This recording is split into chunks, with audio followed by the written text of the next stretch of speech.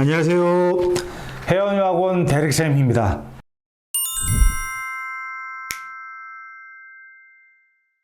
저 좀 살려주시기 바랍니다. 구독, 좋아요 좀 부탁드릴게요. 자, 오늘은 지난 시간에 이어서 싱가포르 국립대학교 계열인 난양공과대학 NTU라고 하죠. 입학 요강에 대해서 심플하게 알아보도록 하겠습니다. NUS와 마찬가지로 NTU 입학 요강인 경우에도 보통 9월 정도면 기본적인 입학 요강이 발표가 되는데, 그때 발표되면 한 번 더 업로드를 해드리도록 하겠습니다. 우선 2021학년도 올해까지 어떤 입학 요강의 개요를 말씀드리도록 하겠습니다. 자, NTU는 싱가포르 서쪽에 위치하고 있고 약간 오지라고 할 수 있습니다. 서울만한 크기의 오지라고 생각하면 뭐 다 같은 서울이야, 서울 아니야 이렇게 생각할 수 있지만, 싱가포르 사람들에게는 약간 오지에 해당이 되지만 저 부분 참 공부하기 좋습니다. 오지라고 하더라도요, 시내버스 타면 5분이면 지하철 타러 나갈 수 있습니다. 그래서 미국적인 생각하시면 안 되고요. 주요 입학 요강을 알아보도록 하겠습니다. NTU인 경우에도 NUS와 마찬가지로 로컬 어플리컨트 그리고 인터내셔널 어플리컨트로 나눠집니다. 로컬인 경우에는 싱가포르 A레벨, 싱가포르 폴리테크닉, NUS 하이스쿨, 그리고 IB 디플로마 인 싱가포르 인 학생들로 나눠지고, 전체적인 흐름상으로는 예전엔 80% 정도 선발을 했다가 현재는 한 85에서 많게는 90%까지 올라가는 경향이 있습니다. 어쨌든 저희들한테는 그렇게 유리하게 작용하는 것 같지는 않습니다. 자, 두 번째, 국제 전형 인터내셔널 어플리컨트에 대해서 좀 알아보도록 하겠습니다. NTU는 조심하셔야 될 부분이 뭐냐면, 각 전형에 따라서 입학 마감일이 달라집니다. 즉 두 번 있습니다. 입학 마감일이 1월 15일 날 한 번 있고 3월 19일 날 있고, 내가 지원하는 전형에 따라 달라지니까 이 부분 조심하시기 바랍니다. 자, 첫 번째로는 IB 디플로마 알아보도록 하겠습니다. NTU의 경우에도 다른 싱가포르 국립대학 계열들과 마찬가지로 IB 디플로마는 되게 단순화시켰습니다. IB 디플로마를 액츄얼 스코어로 지원하는 경우 3월 말부터 결과 발표, 그리고 IB 디플로마를 프리딕 스코어로 제출한 경우는 7월 초에 결과 나오는 대로 발표하기 시작합니다. 대신에 여러분들 이 부분 조심하셔야 돼요. IB 프리딕티 스코어로 제출하지 못하는 학과가 3개가 있는데, 첫 번째는 메디슨, 의대, 그리고 아트 중에서 에듀케이션 관련된, 그리고 사이언스 중에서 에듀케이션 관련된 부분은 인터뷰 및 테스트가 있기 때문에 IB 예상 점수로는 지원할 수가 없습니다. 물론 MTL이란 마더턴 규정은 NUS랑 마찬가지로 적용을 받을 수 있겠죠. 자, 두 번째, A레벨에 대해서 말씀드리겠습니다. 또 NTU는 NUS는 다르게 영국에서 시험 보는 A레벨과 인터내셔널 A레벨을 조금 나눠놨습니다. 그래서 저희가 해당된 인터내셔널 A레벨에 대해서 말씀을 드리면 최소 4개의 과목을 이수를 하셔야 됩니다. 그리고 가장 큰 특징은 뭐냐면 원밴드로 제출하셔야 돼요. 어드밴스드 레벨을 원밴드로 제출한다는 의미는 어떤 의미냐면, A레벨 하신 분은 잘 아시겠지만 AS 레벨을 끝나고 그 다음에 어드밴스 레벨의 시험을 보는데, 이 어드밴스 레벨을 볼 때는 반드시 12개월 이내에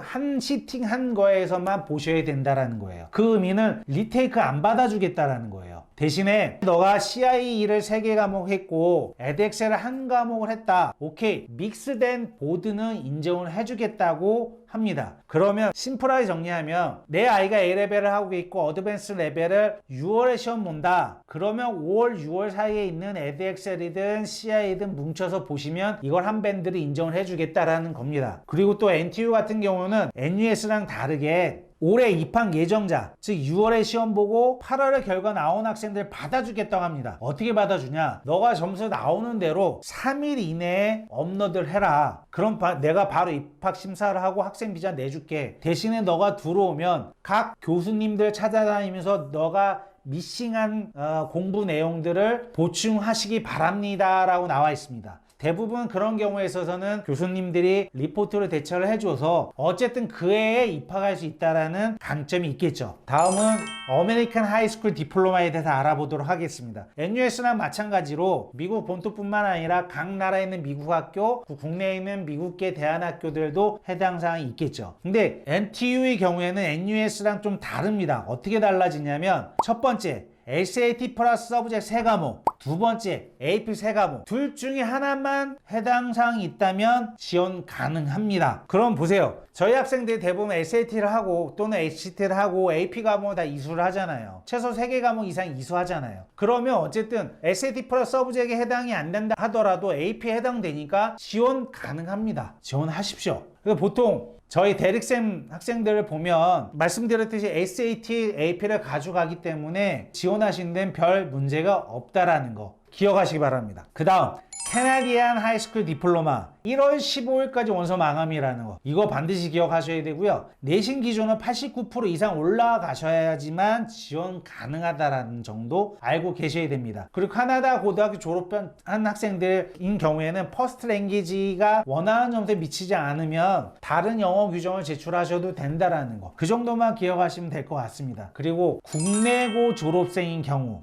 1월 15일까지 원서 제출하셔야 합니다. 이 부분이 싱가포르 국립대학교 계열이랑 달라지는 부분이에요. NTU는 정확하게 국내 고등학교 졸업생들을 위한 전형이 따로 있습니다. 뭐라고 나와 있냐면 너가 내신 2등급 이내이거나 수능 2등급 이내이거나 아니면 100점 만점 90점 이상이거나 각 규정에 해당이 된다면 지원 가능하다라는 거예요. 이런 지원 가능한 학생은 그 다음 영어 기준이 어떻게 가냐, 토플 또는 IELTS 또는 SAT 또는 ACT 또는 원하는 거 있으면 제출하라는 거예요. 저희 학생들인 경우에는 대부분 국내 고등학교 졸업했다 하더라도 SAT, 많게는 AP나 서브젝트나 ACT를 가지고 지원하는 학생들이 있기 때문에 그 학생들이 결과가 좋습니다. 자, 여기서 자랑질 좀 하면 저희 학생들 국내 고등학교 졸업생들 3명 지원해서 전원 합격했습니다. 요 정도 해드리면 될 것 같고요. 대신에 국내 고등학교 학생들은 개별 인터뷰를 합니다. 1차 합격을 하면 개별 인터뷰를 하는데 이 개별 인터뷰 형식에 대해서 궁금하신 분들은 대릭쌤에게 문의해 주시기 바랍니다. 영어 요구 조건은 이 사진에 보이시는 요 규정에 하나만 해당되시면 돼요. 그쪽으로 한번 찾아보시면 되고 모르시면 문의해 주시기 바랍니다. 자, 그냥 자소서 사항 또 넘어가겠습니다. 또 NTU는 또 특이합니다. 일반적으로 우리가 제출해야 되는 자소서 사항은 없고 대신에 활동 목록표라는 액티비티 리스트를 300자 이내로 작성하게 돼 있습니다. 어떻게 보면 최적화된 활동 리스트를 300자 이내로 작성해서 제출하셔야 됩니다. 이 부분이 고민되시는 부분이세요. 이 부분도 대릭쌤에게 개별적으로 문의해 주시기 바랍니다. 다음 인터뷰 상황을 좀 안내를 해드릴게요.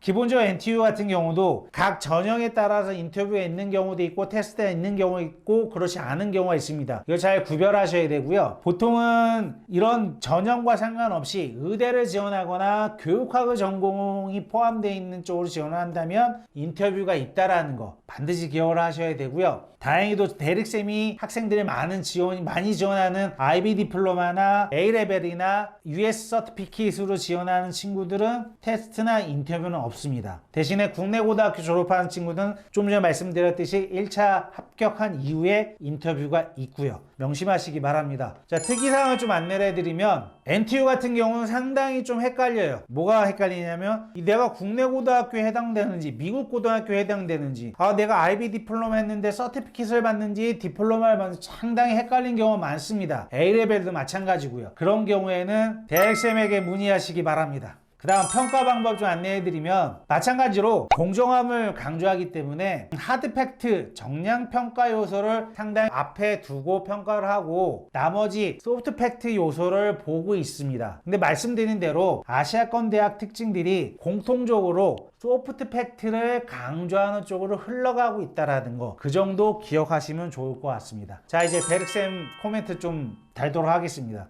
남양 공과대학교인 경우에는 흔히들 공과대학교로 오해를 하시는데 아닙니다. 종합대학입니다. 종합대학으로서 비즈니스라든지 나머지 대학과들도 무지 많아서 상당히 인기가 좋다라는 거 아셔야 되고요. 그리고 NTU의 특징 중에 하나가 ADM이라는 예술학부가 있어서 ADM에도 지원을 하고 있습니다. ADM 학과에도 꾸준히 지원을 하고 있으니까 그 친구들에게는 포트폴리오가 필요합니다. 그 정도 아시면 좋을 것 같고요. 자, 좀 솔직하게 말씀드리도록 하겠습니다. 좀 답답한 부분이 있는데 뭐가 답답하냐면 이런 경우에요. 홍콩대도 합격하고 NTU에도 합격하고 또는 홍콩 과기대에도 합격하고 NTU에도 합격하고 또는 임페리얼 칼리지에도 합격하고 난양공과대학도 합격한 경우 아주 머리에 쥐가 내립니다. 부모님들이요. 왜냐하면 아싸리 그냥 NU에서 딱 됐으면 미련을 버리고 진학을 하시는데 NTU에 합격하신 분들이 상당히 머리가 아픕니다. 아쉬워하기도 하시고요. NU에서 떨어진 거에 대해서 많이들 아쉬워하시죠. 대릭쌤 시각으로 바라보면 각자의 판단에 맡기시겠지만 어려운 내용이에요. 대릭쌤에게 문의해 주시기 바랍니다. 오늘은 이만 마치도록 하겠습니다. 아시죠? 저를 살릴 수 있는 방법은 좋아요, 구독입니다. 네, 감사합니다.